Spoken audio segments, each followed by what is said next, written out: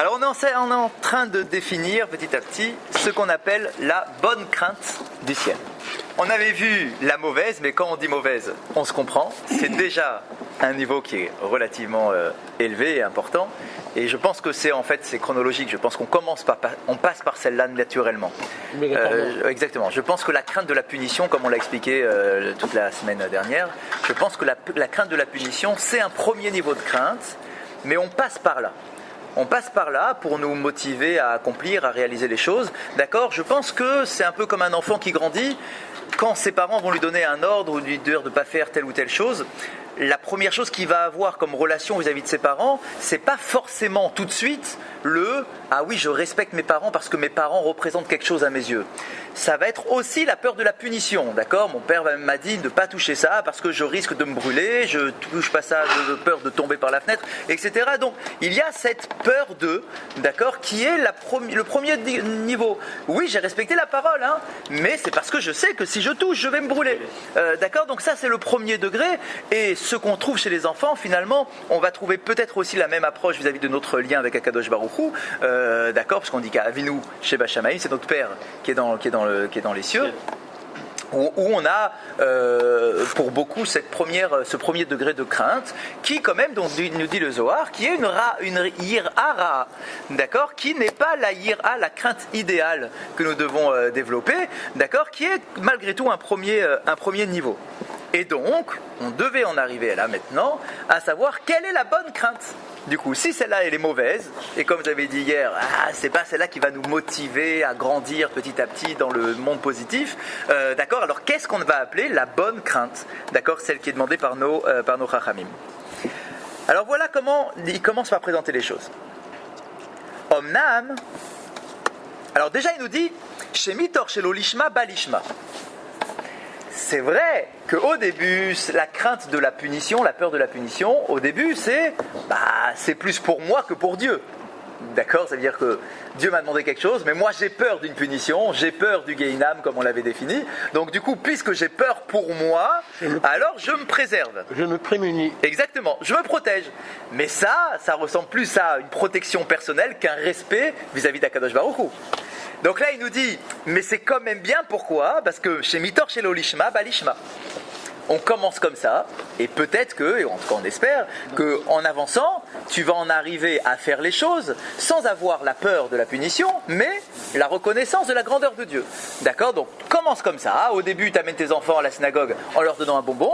D'accord ? Donc du coup, dans leur tête, ils vont se dire synagogue égale bonbon. Mais au bout d'un certain temps, on espère qu'ils arrêtent d'avoir cette référence-là et qu'ils se disent je viens à la synagogue parce que c'est la synagogue et pas parce que ça égale à un bonbon ou à un chocolat. D'accord ? Donc chez Tor, chez l'Olishma, Balishma. Même si au début, c'est pas encore pour la gloire de Dieu, mais on espère y arriver petit à petit. Omnam, Yirat Hashem Tehorahi. Maintenant, tout ce qu'on a expliqué jusqu'à présent, qui s'appelle une crainte un peu mauvaise, on ne peut pas dire que c'est ça l'idéal de la crainte. L'idéal, c'est pas cela. Pourquoi ? Parce que la Yira Tehorahi, c'est une notion qui est pure, qui ne dépend pas de nous, qui ne dépend pas de ma protection, du fait de préserver ma vie ou de préserver ma neshama après 120 ans. D'accord ? C'est une notion qui en elle-même est une notion positive. Elle est Tehora. Chez Yare Yirat Aromemut Begin de Ihurav Veshalit. Voilà l'expression qui est donnée par le Zohar. Il nous dit c'est quoi la crainte ? Il le résume en quelques mots, mais ça ouvre des portes immenses. Il nous dit chez Yare Yirat Aromemut, d'avoir une crainte de la splendeur de Dieu. Pas de la punition qu'il peut m'envoyer sur la tête, mais de la splendeur qu'il représente. Begin, car, c'est de l'araméen, Begin, de Ihu, Rav, Veshalit. Car il est, donc Akadosh Baruch Hu, Rav, immense, Veshalit, et c'est lui qui maîtrise, qui domine l'ensemble. Si je prends conscience, non pas que Dieu, il est avec son fouet en train de me taper sur la tête, mais que Akadosh Baruch Hu, c'est lui qui a créé le monde, qui est au-delà de tout ce qu'on peut imaginer, comme on dit, nos Chachamim nous disent, Ensof. Akadosh Baruch Hu, il se définit par le Ensof. Il est illimité. Imaginer quelque chose d'illimité, pour nous, c'est impossible. Le Rambam nous dit, nous, par définition, on est limité. Par définition, on a un début, on a une fin. On a une naissance, on a une mort. on a une santé qui se dégrade au fur et à mesure. D'accord ? On est par définition limité, matériel. Cette table-là, un jour elle n'existait pas, elle a été créée, construite, et puis demain elle va disparaître. D'accord ? Tout ce qui est matériel, et nous-mêmes, on est dans ce système-là.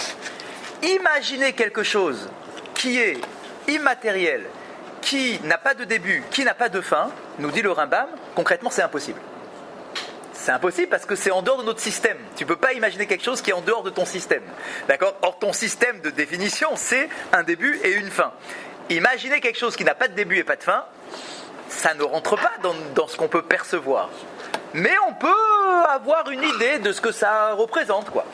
Et donc, si tu prends conscience qu'Akadosh Baruch Hu, il est En-Sof, il n'a pas de limite, ni avant, ni après, ni dans aucun sens. D'accord ? Il n'y a aucune limite qui le représente. Ki gadol Hashem, il est grand. Ve'lik doulato ve'lishnemoto midota vidato en cheker ve'en mispar. Il n'y a aucune limite et aucun chiffre, aucune quantité qui puisse définir ce que représente Akadosh Baruch Hu. Lo kol adam zochel yira. Et c'est marrant parce que concrètement, il ne va rien nous dire de plus sur la crainte en question. Ça ne peut pas être plus défini que cela. Finalement, la définition par excellence, c'est celle-là. Qu'est-ce que tu veux que je t'écrive de plus ? Que tu dois prendre conscience que c'est une crainte de révérence vis-à-vis d'Akadosh Baruch Hu. Après, comment est-ce que ça passe concrètement ? Comme c'est impalpable, je peux pas, il nous fait comprendre, je peux pas t'écrire plus. Plus tu vas grandir, et plus tu vas avoir une crainte de la révérence d'Akadosh Baruch Hu qui va grandir avec toi. Tu vas avoir une prise de conscience des choses qui va évoluer avec ta propre évolution. Mais en tout cas, l'idée c'est la même et on la trouve ici dans le Pélé Yoetz, on l'a retrouvée l'année dernière dans le Mesilat Yesharim, on le trouve dans tous les livres de Moussar, c'est toujours la même définition qui est finalement en deux mots, c'est Yirat Aromemut. C'est la crainte de la révérence, de la splendeur d'Akadosh Baruch Hu. D'accord ? Et cette splendeur-là, elle doit être définie au fur et à mesure que tu avances toi-même dans la vie.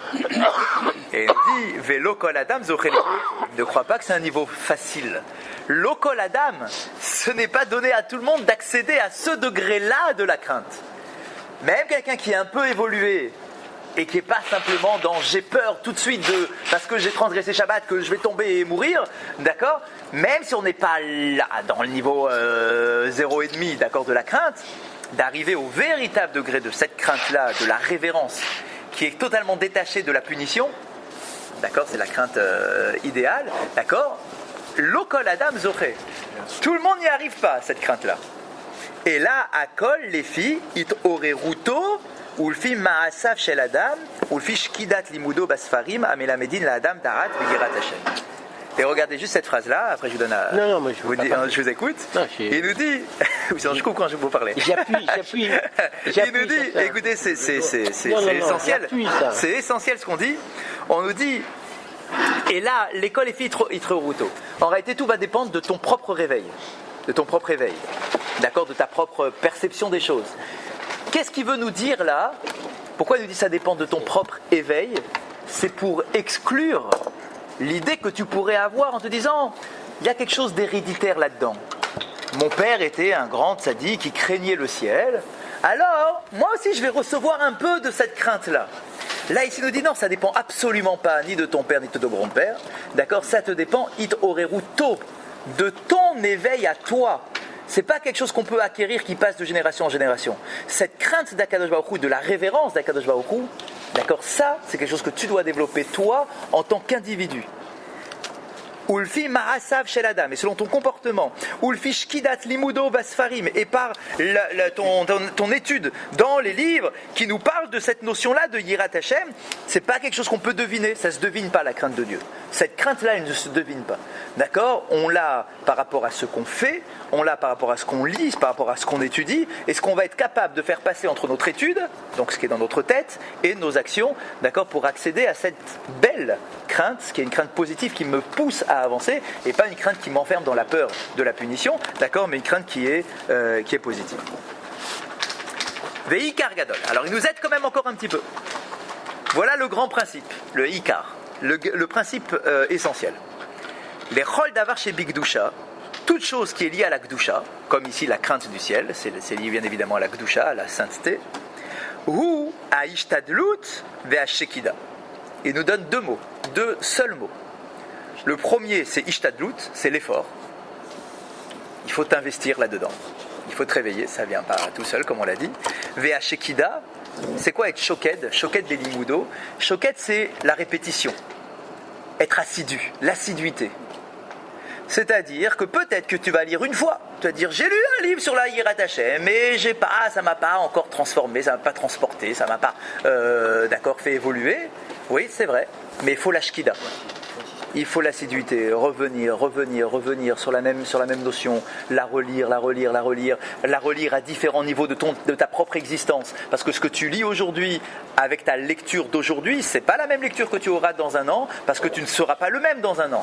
Et si malheureusement tu relis ça dans un an et que ça a exactement le même effet, c'est qu'en réalité tu n'as pas évolué pendant toute une année, et ça c'est pas imaginable.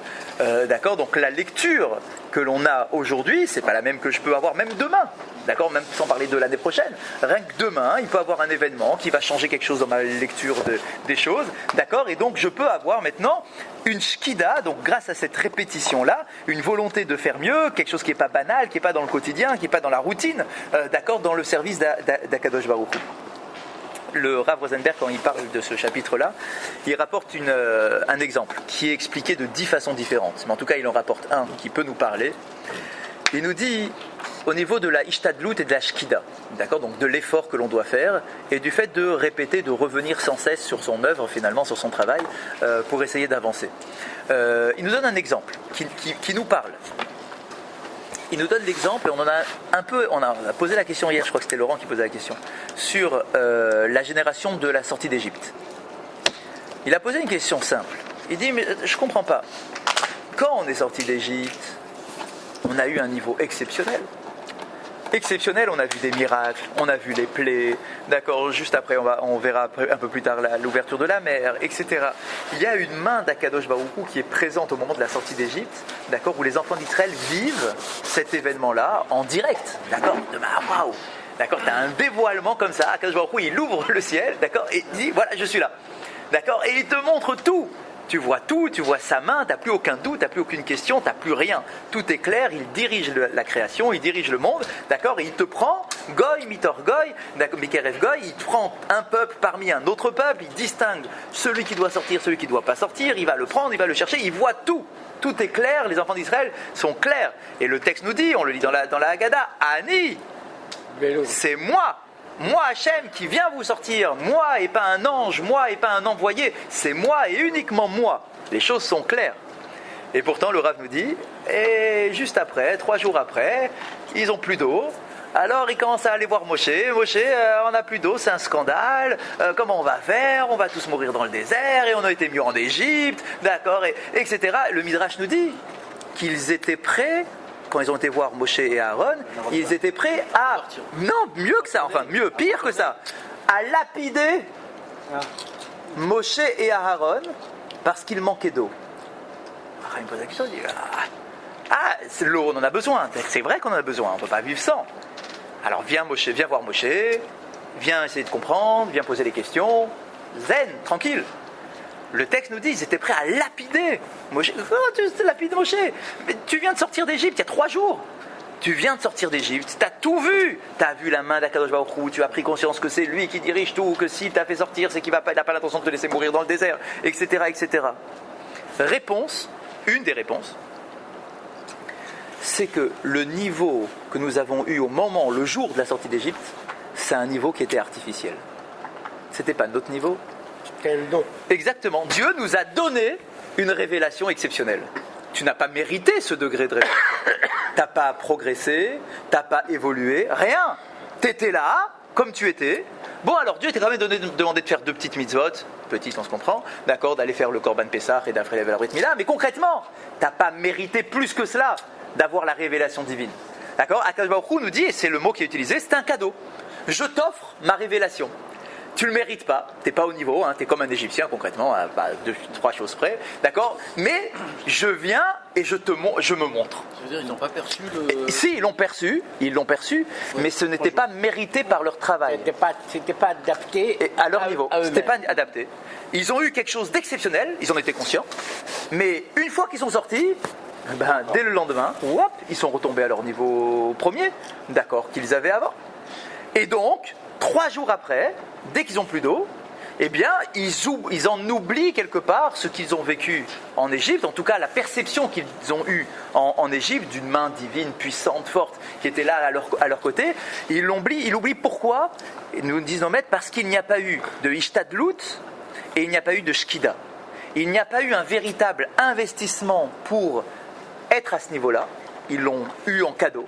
Ils ne sont pas investis pour l'avoir, d'accord? Et il n'y a pas eu de travail en profondeur, de shkida, de quelque chose de permanent qui revient sans cesse sur le travail. Ils n'ont pas fait ce travail-là, parce qu'ils n'ont pas eu le temps ou parce qu'ils n'ont pas eu la possibilité de le faire, mais en tout cas, ils ne l'ont pas fait. Et donc, du coup, ils vont retomber à un niveau où ils vont se révolter. Je comprends pas, il n'y a pas d'eau, c'est un scandale, et viens, on est prêt à te lapider, à repartir en Égypte, etc. S'ils n'ont pas reçu la Torah tout de suite en sortant d'Égypte, c'est pour ça. S'il a fallu attendre 49 jours pour que Dieu donne la Torah, alors qu'il aurait très bien pu imaginer un autre programme, on sort d'Égypte, je vous donne la Torah. Non, on sort d'Égypte et il y a une attente. Pourquoi il y a une attente? Parce qu'il fallait maintenant que ce qu'ils ont eu en cadeau au moment de la sortie d'Égypte, ils puissent maintenant l'intégrer et se construire eux-mêmes à travers cela et devenir quelqu'un. Pas en cadeau, parce que le cadeau il n'a pas de valeur en réalité s'il n'est pas travaillé, s'il n'est pas recherché. D'accord? C'est comme un enfant, on le sait bien. Tu donnes un cadeau exceptionnel à ton enfant.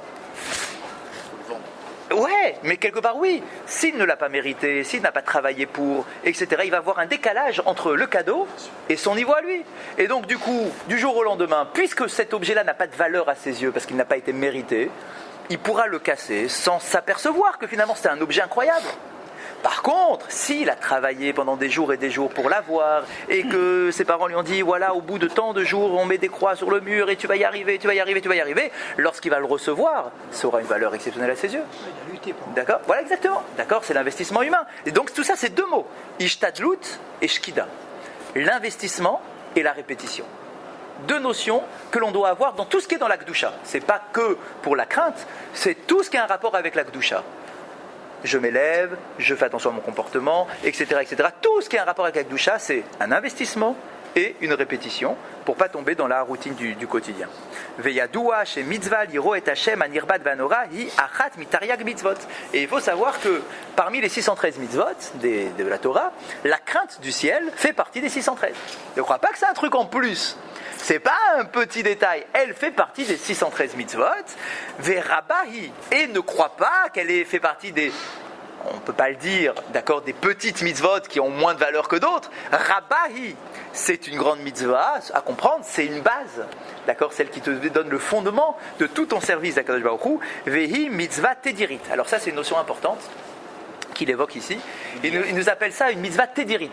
C'est quoi tadir? C'est quelque chose de permanent.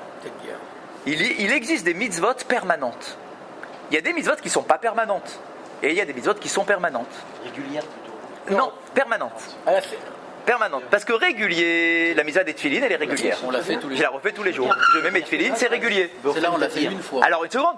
Ce qui est régulier, c'est une fois par jour. Je mets mes tefilines, une fois par jour, c'est régulier. Permanent, c'est tout le temps. Tout le temps. Non, comme tu respires. Voilà, tout le temps. Comme tu respires. Je dors, c'est une mitzvah qui est permanente, qui m'accompagne quel que soit l'instant. Le jour, la nuit, le Shabbat, les fêtes, Kippour, tout le temps. En hébreu permanent, C'est-à-dire dans notre langage à nous, c'est fixé. Exactement. Kavua, c'est quelque chose qui est fixe. D'accord. C'est-à-dire, dans le langage de nos Chachamim, c'est clair, c'est quelque chose de permanent, qui est constant. Continue. Exactement, continue. Il n'y a pas de coupure avec la crainte du ciel, c'est quelque chose de permanent. C'est-à-dire, chez Bechol Et, écoutez ça, chez Bechol Et va rega, chez Iskor le Yira et Hashem, Mekaya mitzvah d'Oraita. À chaque instant, jour, nuit, n'importe quand, à chaque instant où je pense à la crainte d'Akadosh Baruch Hu, eh ben, je suis en train d'accomplir une mitzvah de la Torah. C'est pas comme les tefilines. Là, c'est à chaque instant. Dezo echad min advarim shelo yuchal adam lomar beshum rega shaya rotze lekayem mitzvah aval en beyado ki yesh hamitzvot atluyot b'marshava ou b'schira desagi bide lekayman tadir. Il y a des différences avec des mitzvot. Certaines mitzvot, je sais pas, j'ai envie de faire de la tzedaka. Allez, j'ai envie de faire de la mitzvah de la tzedaka. J'ai envie. J'ai une envie comme ça qui est en moi. J'ai envie de faire de la tzedaka. Ah, ok, j'ai envie. Mais si j'ai pas un pauvre devant moi, si j'ai pas une boîte de tzedaka, si machin, si j'ai... T'as beau avoir envie, il faut des conditions. Tu pourras toujours dire, j'ai eu envie, mais j'ai pas eu de pauvre qui s'est présenté devant moi. Ça, ok, il y a des mitzvot comme ça. Mais la mitzvah de la crainte du ciel, c'est une mitzvah qui ne dépend d'absolument rien, si ce n'est de ta volonté. Elle ne dépend pas du temps, elle ne dépend pas des autres, elle dépend de toi et uniquement de toi. Et donc elle est tédirite, elle est permanente. Ou beshifto babayit, ou lirto baderer, ou biyoto bechevrat anashim, ou tarut baasakav, veyoshev bachanut, vechadome, lo yafneli bole vatala. Et il nous donne des exemples. T'es à la maison, t'es en chemin, t'es avec des amis, t'es occupé dans tes affaires, t'es assis dans ton magasin, etc., etc. Lo yafneli bole vatala. Il n'y a aucun moment où tu dois dire, j'ai rien à faire d'un point de vue de mon lien avec Akadosh Baruch Hu. D'accord, il n'y a aucun moment où tu dois dire, voilà, je tourne en rond, d'accord, je tourne mes pouces. Tu vas dire, ouais, mais j'ai pas eu de livre, j'ai pas un pauvre devant moi. Oui, mais la crainte, ton cœur, tu peux l'occuper avec la crainte du ciel tout le temps. Et là, Yarshov, Marshavot, Teorot, ou basé, Mekayem Mitzvot, il va Kadosh Baruch Hu, Kovea, Losacha. D'accord, tu peux avoir cette pensée-là, cette crainte, qui ne dépend absolument pas de rien. Je suis au magasin, je fais mes affaires, je peux faire mes affaires avec la crainte du ciel. D'accord, je peux être dans mon commerce en train d'avoir une crainte de Kadosh Baruch Hu. Je peux marcher dans la rue. Au lieu d'avoir mes yeux qui regardent n'importe où, je peux marcher avec une pensée, avec une réflexion. Regardez les rabbanim, d'accord, ils sont dans la rue, tu les vois, ils parlent, d'accord, ils font quoi? Ils récitent des Mishnayot, des Divrei Torah, ils parlent, ils s'occupent. D'accord, nous aussi on marche dans la rue, mais on marche pas de la même façon. D'accord, chaque instant il peut être occupé. Non, je veux dire, en lisant comme ça, on a l'impression que c'est quelque chose de très facile à faire. En réalité, on se rend compte qu'on ne le fait pas du tout. Là, on est là, enfin moi je suis là, je dis tiens, c'est très bien, je commence. Et 30 secondes après, je vais complètement oublier de faire. Mais il y a maintenant un événement extraordinaire. C'est qu'il y a la crainte dans tous les pays aujourd'hui. On a peur On sait ce que c'est que la peur. On sait qu'à chaque instant, on peut être frappé. Si on réalise qu'on peut avoir cette conscience de crainte et qu'on la transfère sur Akadosh Baruch Hu, combien on a gagné, combien on peut. Et ça, c'est très important parce que. Ça ne me gêne pas, je le prends. Oui, je sais bien. Bien évidemment, depuis des générations. Pourquoi on ne dit pas par amour? Ah, on y arrivera. Il y aura un chapitre amour.